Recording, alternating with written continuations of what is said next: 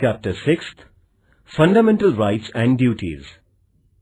In the previous chapter, we studied how the Constitution of India was written. We also studied the main objectives of the Constitution. One way of ensuring that the objectives are achieved is to guarantee fundamental rights to the citizens. In this chapter, we shall study the rights included in the Constitution and why they are important. Introduction.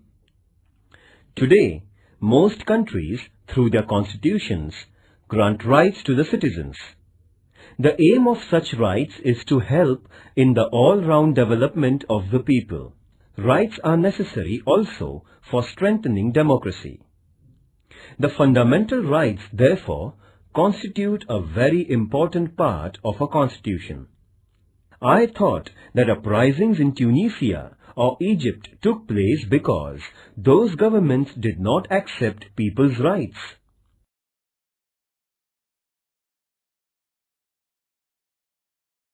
A. What is a right? When we say that a person has a right, we mean that the person can engage in a certain act and that others accept that behavior. Having a right also means that the person can expect specific behavior from other persons and from the government. Thus, rights can come into being only when other members of society and the government accept certain obligations. You must have seen that there is a silence zone near hospitals. This is a regulation local authorities declare that you cannot blow horns while passing through the silence zone. This regulation comes in the backdrop of a socially accepted idea that patients in the hospital need silence and that they are entitled to rest and recuperation in peace. Thus, the patient's claim to rest is accepted by society, and then a regulation is made to enforce that claim. Society accepts various such claims mainly when they are seen as reasonable. In other words, rights require in the first place an agreement among members of the society over what are reasonable claims of its members. Then, it also requires legal provisions for ensuring the rights. Such legal provisions include limits on the powers of the government.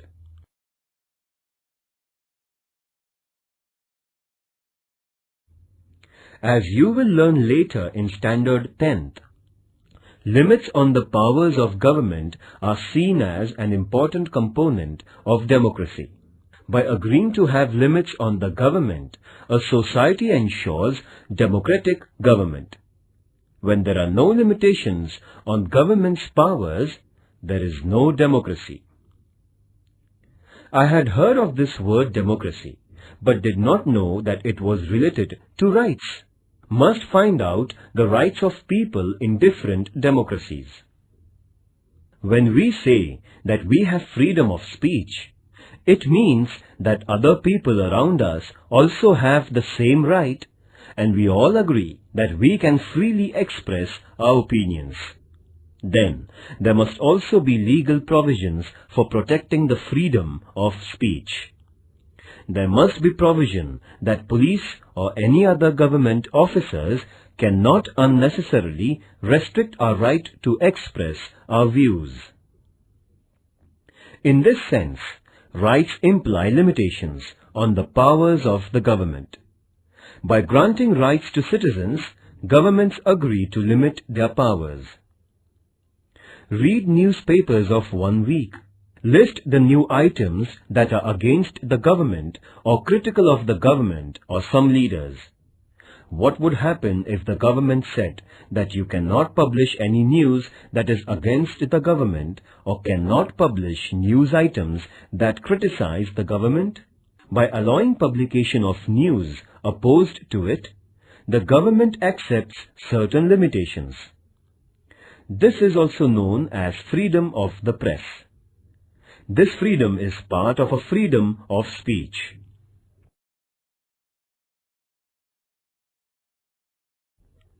But granting these rights was not an easy or straightforward process. In many countries, people engaged in struggles with their rulers for long periods before they could get their rights. When the Constitution of the United States was written in 1787, the idea of rights also existed. But that Constitution originally did not mention any rights because makers of that Constitution felt that rights are already there and do not need mention in the Constitution.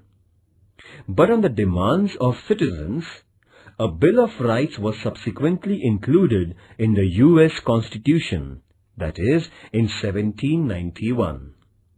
Since that time, it has become customary to include rights in the Constitution of a country. The Constitution of India includes a detailed list of rights. These are called fundamental rights. This means that these rights are of fundamental importance.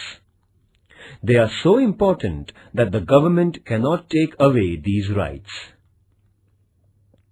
Long back in 1215, the British monarch had to agree to some restrictions over the monarchical powers. This agreement is famous as the Magna Charta, a charter agreed by the king. Even after this, there were many struggles in England between the people and the monarch. Those struggles resulted into many more limits on the powers of the king or queen.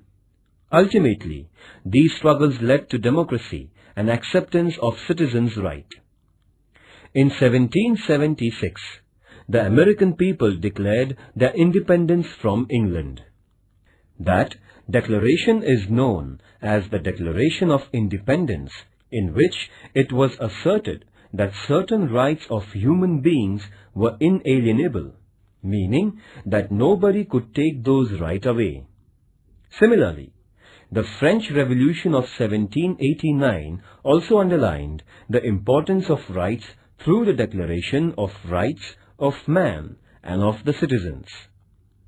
The French Revolution led to abolition of the monarchy and the rise of democracy in France. In what way rights are related to democracy?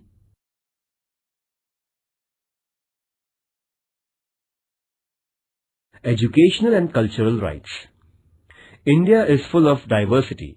People in a country speak different languages, follow different religions, adopt different cultural practices, and celebrate different festivals.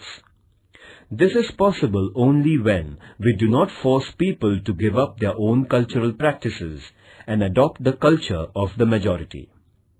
In every part of the country, some cultural or linguistic groups will be in a minority. Do they have to follow the culture of the majority? Freedom means that minorities should be free to adopt and practice their own culture. The Constitution has guaranteed such cultural diversity by protecting educational and cultural rights of minorities. A group belonging to language-based minority or religious minority will have the right to protect its culture and to form educational institutions.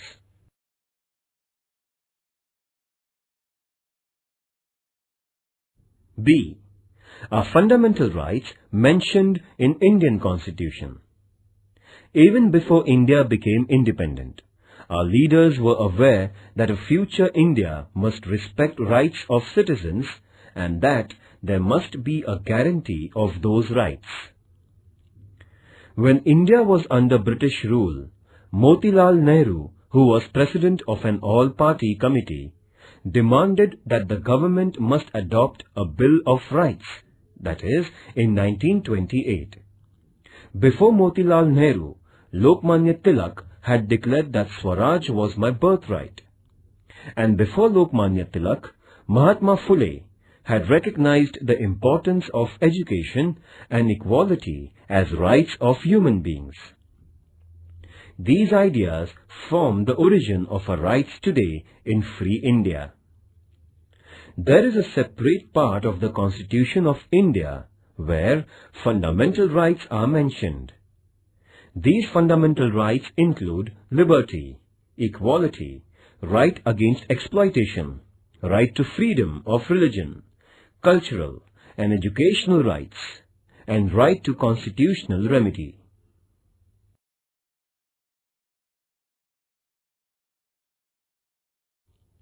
C. Human rights. It is now internationally accepted that every human being has certain rights. These are described as human rights.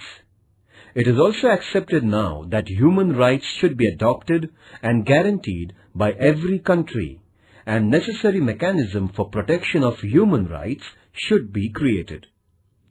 In the year 1948, the United Nations adopted the Universal Declaration of Human Rights, 10th December 1948. This day is celebrated every year as Human Rights Day. Later, in 1966, the General Assembly of United Nations adopted the International Covenant of Economic, Social and Cultural Rights, and many countries have signed that agreement. According to the international norm, India has created the National Human Rights Commission in 1993. The Universal Declaration of Human Rights lists many important rights. These include individual freedoms such as freedom of speech, movement, etc., right to equality, cultural rights, and freedom of religion. Besides this, Declaration also includes wide-ranging rights such as right to work, right to rest and leisure, right to education, etc. The purpose is to ensure a balanced development of every individual and ensuring equal worth of all persons. Dignity and justice for all of us, this is the motto of the Universal Declaration of Human Rights. Activity. Using Internet, find out countries that have adopted the Declaration of Human Rights. For information about the number of countries that have signed the International Covenant, access the UN website.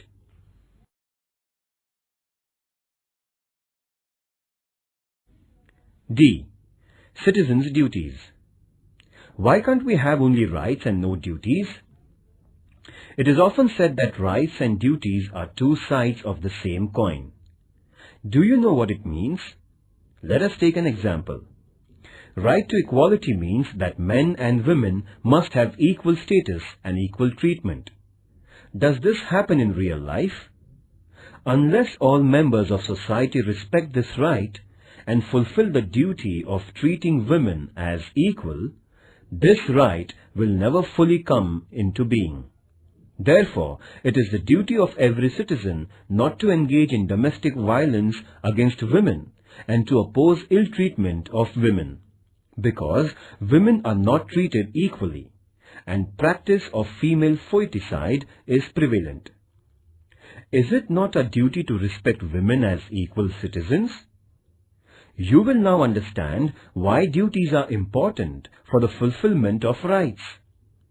Just as society must respect our rights, society expects that we accept certain responsibilities as our duties. Some duties are listed in the Constitution as a fundamental duties. These include to respect the Constitution, to respect national flag and national anthem, to protect the country, to adopt a feeling of brotherhood towards all citizens of India, to protect the environment, to adopt a scientific approach, etc. Is there punishment if these duties are not performed? Ecological balance. Human beings are dependent on environment for air, water, trees and minerals. If we use these natural resources indiscriminately, that leads to environmental degradation. Our present generation may be happy to use as many trees as it can cut down, but what will happen to later generations? Already, over-exploitation of natural resources is leading to crises such as drop in rainfall, rise in temperature, and many other environmental hazards. This only shows the importance of duties. It is not our duty to use the natural resources carefully. Think of others and think of our future generations. Activity. Obtain a copy of the Constitution of India and make a list of fundamental duties. Discuss in your class why these duties are important. I can now see the link between rights and duties. Unless we are bound by the duty to protect our environment, how can later generations enjoy the benefits of forests and fresh air and other natural resources?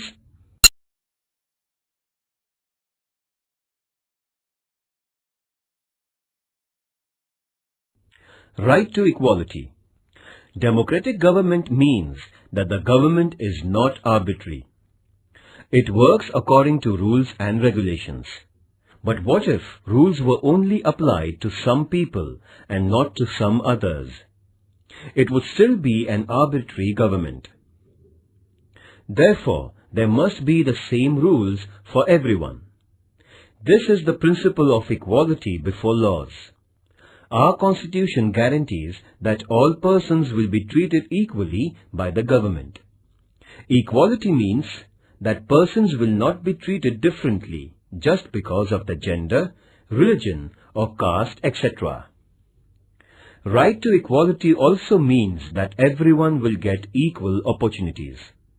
Remember that there are many inequalities in our society, and to remove those inequalities is the objectives of our Constitution. Therefore, it is the responsibility of the government not only to treat all persons equally, but to implement policies that will bring equality in our social relations. You may have heard about reservation of seats in school and college admissions for women or persons of weaker sections. This is an example of government's efforts to bring equality. Right to equality does not mean only equal legal treatment. It also means that groups which are backward and traditionally discriminated against must get the opportunity to develop themselves and become equal in the true sense.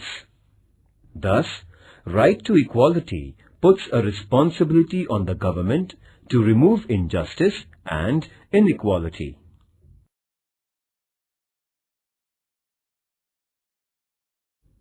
Right to freedom of religion.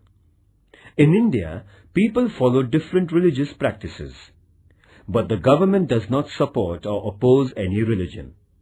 Every person is free to follow any religion and pray according to her or his religion and also propagate their religion. The government will not differentiate between persons of different religions only on ground of their religion. And because there is no religion which is the official religion of a country, government or government-aided institutions will not force us to follow any particular religious practice. Government also does not itself preach any religion or give religious education in schools aided by it.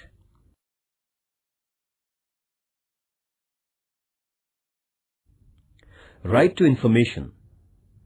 Similarly, the right to information is now enforced, though it is not part of our fundamental rights. Citizens cannot judge the government if they do not have enough information.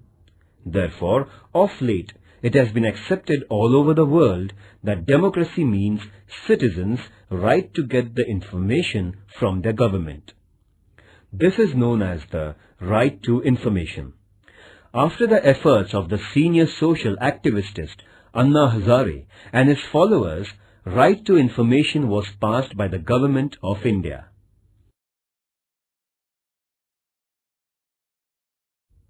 Right to liberty. Right to life is one of the most important rights of the individual. Our Constitution guarantees this right. It means that even the government cannot take away our life or cannot arrest us without reason and without legal procedure. But merely a guarantee of life is not enough. As human beings, we want to live a meaningful life. We want to do things we like. We want to develop our personality. follow our hobbies, pursue our own interests. For this to become a reality, we need an assurance that there won't be unreasonable restrictions on our personal liberties. Freedom of speech is one of the most important personal liberties. Besides, we have the liberty to form associations and organize meetings. We also have the freedom to move freely in different parts of the country and reside anywhere in the country. And we have the freedom to undertake any profession or business of our liking.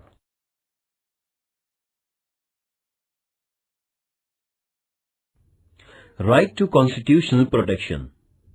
So far we listed the rights guaranteed by the Constitution. But what do we mean by guarantee? If our right is violated, we can go to the government for protection. But what will happen if some officer or the government itself violated or did not respect our rights? In such situation, we have the right to move the courts. This is also called as right to constitutional remedy. Court will decide if the government has wrongly interfered with our rights, and if so, ask the government not to do so. Judiciary is the protector of our rights. This provision makes our fundamental rights truly guaranteed. First, what is the importance of right to equality? Second, why is the right to constitutional remedy the most important right? Activity. Imagine we had right to liberty but not the right to equality. What would be the result?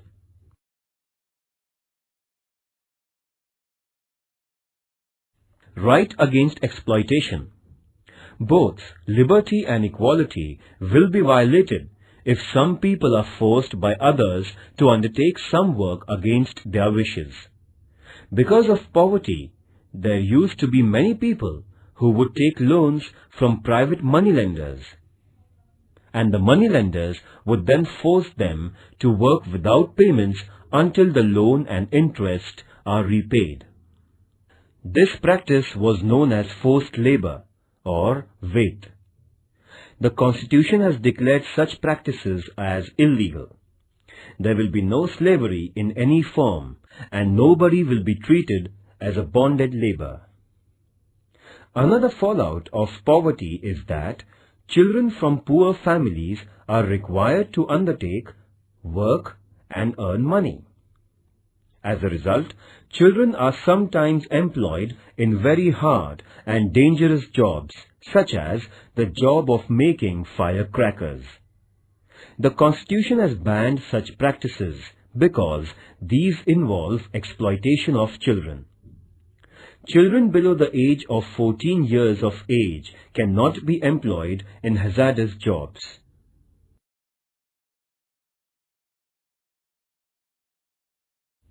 Positive and negative rights. Rights are necessary for our personal development. They are necessary also for the well-being of the society. Rights ensure that weaker and backward sections of society get opportunities to improve their condition. The right to equality is very important in this respect. Thus, some rights are limitations or restrictions on the powers of the government, while some rights mandate that the government adopts policies for the well-being of weaker and needy sections. In this sense, rights are responsibility of the government and the society to make sure that various services and facilities reach all sections. So, our rights are twofold. Some rights are restrictions on government, what the government cannot and should not be doing. Let us call them negative rights, because they tell us what the government should not do. On the other hand, some rights tell what the government should do. These are positive rights. Right to education, for instance, is a positive right. On the other hand, freedom of speech is a negative right, meaning that it states that government cannot put unreasonable restrictions on a freedom of speech.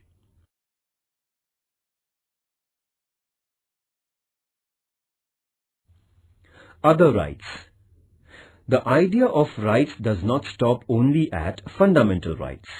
For instance, we know that citizens of India enjoy the right to vote. This right is not listed in fundamental rights, but it is part of our constitutional rights. Even after the Constitution was written, the scope of our rights has been expanded. For example, we now have the right to education. Under this right, all children between the age of 6 and 14 are entitled to education. Activity. Collect the information about right to education. Discuss in your class the importance of right to education.